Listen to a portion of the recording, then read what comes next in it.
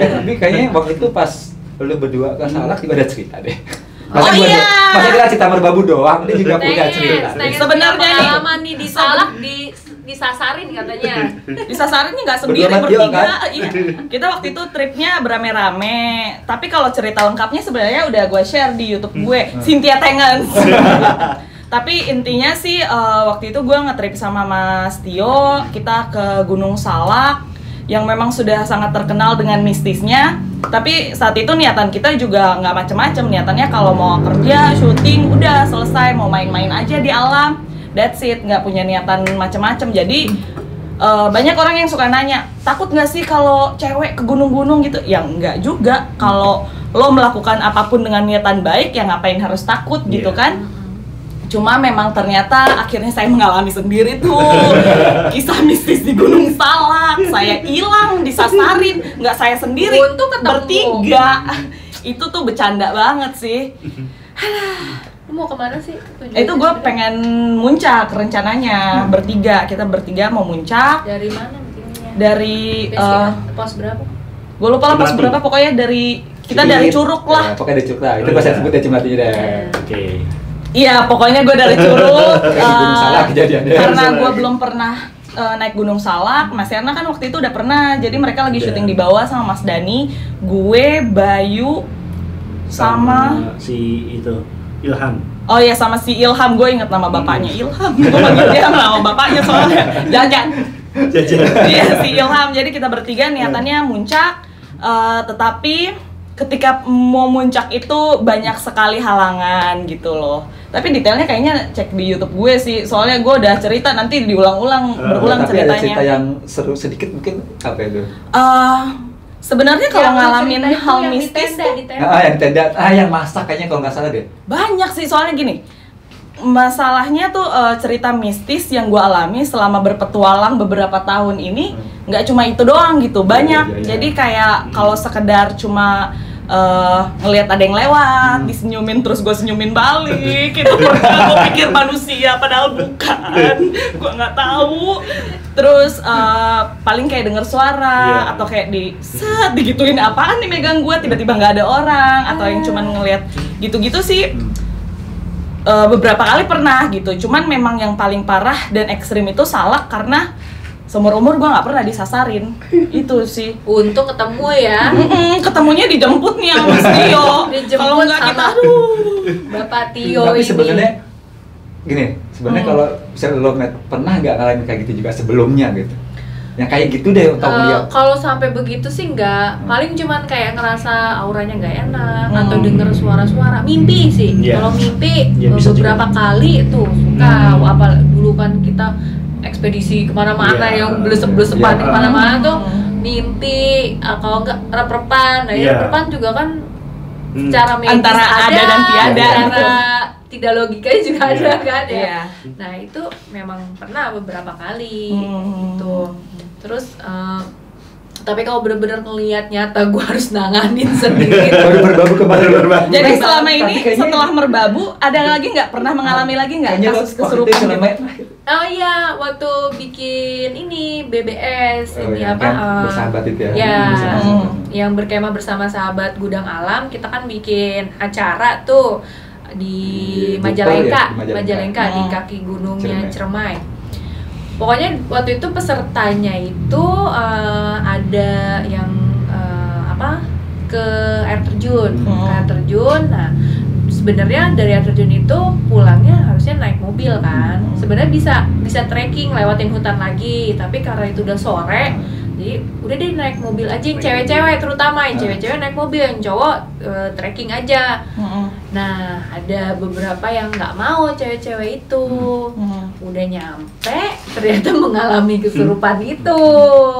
Terus ditanya-tanya kenapa? Nah, temennya bilang dia lagi berhalangan.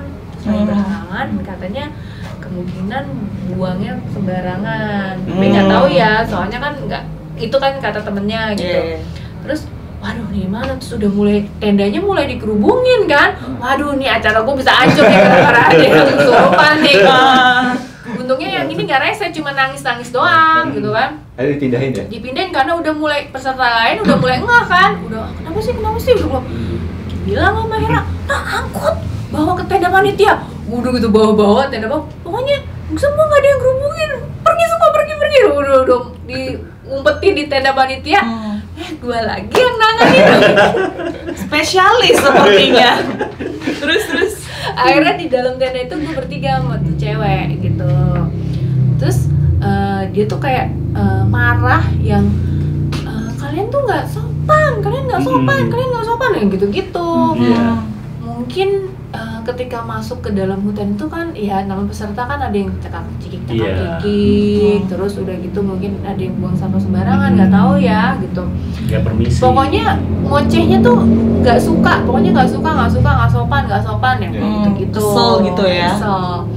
Ya biasa, akhirnya kan keluar lah rayuan-rayuannya Bapak Tio.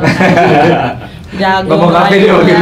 Makhluk apapun dirayu sama Tio Survival. Pas. Gue kan nggak bisa nanganin, gue cuma bantuin. Gue harus ngapain nih gitu kan?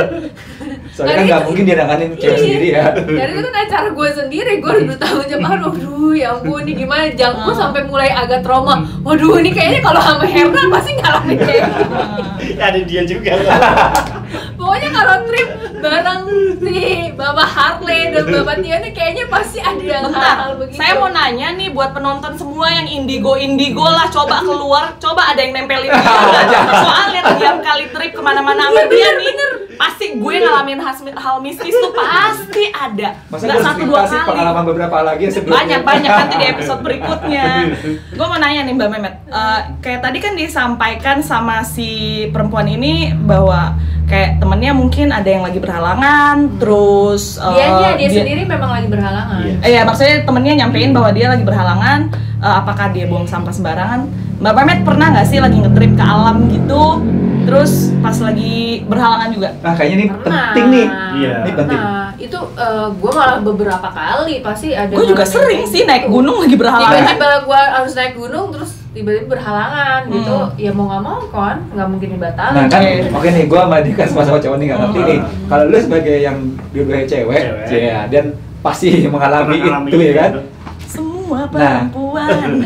Masalahnya kan banyak juga teman-teman perempuan nih, bahkan banyak juga mitos-mitos yang kalau lagi datang bulan perempuan dilarang. Nggak boleh naik. Nah sebenarnya ada ketika juga yang Gunung Agung larang-larang itu ada. Di beberapa gunung kayaknya rata-rata di Jawa banyak apalagi. Ada beberapa kalau gunung yang memang ya kayak gitu. Nah tapi sebenarnya yang lu sendiri berdua alamin ketika datang bulan seperti itu gitu loh. Sebenarnya gimana sih sebenarnya gitu? Kalau silahkan. Ya. Gue ngomongin secara medis aja ya, gitu. Kenapa lebih rentan atau lebih rawan yang menjadi korban seperti itu yang berhalangan gitu? Karena namanya berhalangan itu kan pasti ada cairan yang keluar kan, darah yang keluar, itu bisa yang menyebabkan yaitu kekurangan darah. Kekurangan zat besi. Bukan kekurangan darah yang ini ya, maksudnya itu bisa bikin kita lemes, tenaga kita jadi lebih berkurang dibanding kita fit gitu. Terus macam-macam penyakit kalau berhalangan tuh kan banyak tuh, semua cewek tuh beda-beda sebenarnya gitu. Ada yang bikin sakit kepala dia gitu, ada yang kram perut, ada yang sampai yang pingsan. Gue salah satunya.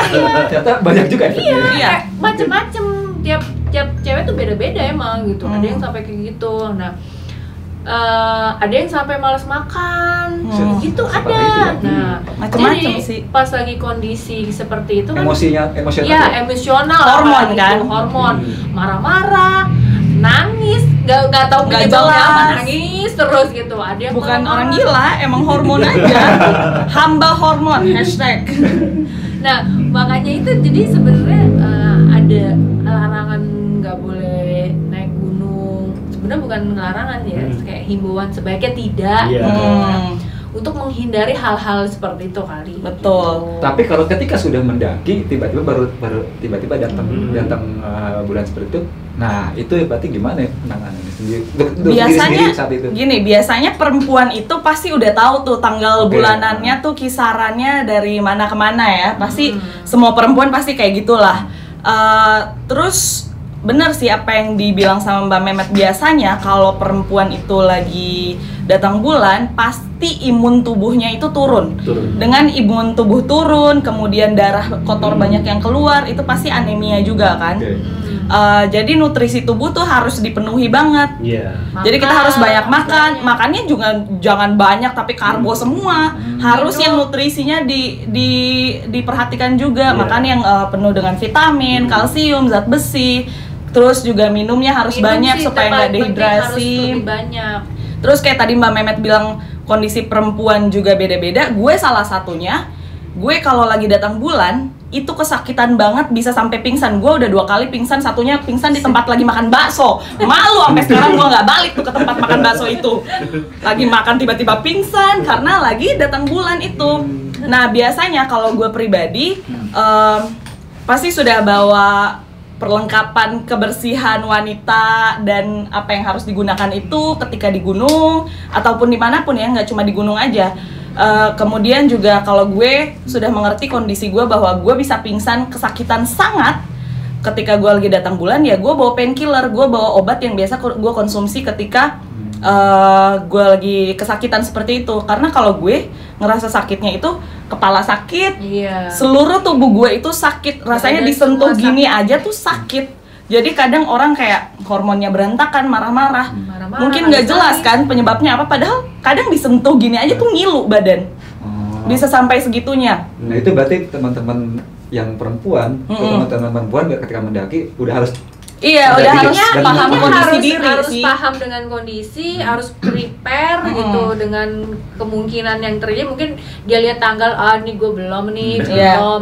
Kan nggak ada yang tahu. Soalnya namanya datang bulan itu kadang-kadang dengan kondisi lu kecapean atau stres itu bisa lebih cepat malah gitu.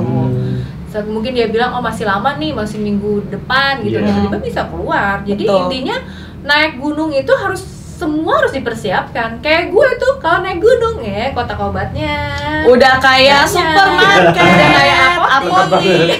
Dan gue pribadi juga kalau lagi datang bulan memang biasanya kesakitan banget. Tapi kalau gue lagi naik gunung, kadang gue nggak berasa karena menurut gue it's all about your mind. Kadang pikiran kita tuh udah ke distract dengan keindahan, sama temen-temen ngobrol apa segala macem, malah gue jadi lupa rasa sakit gue.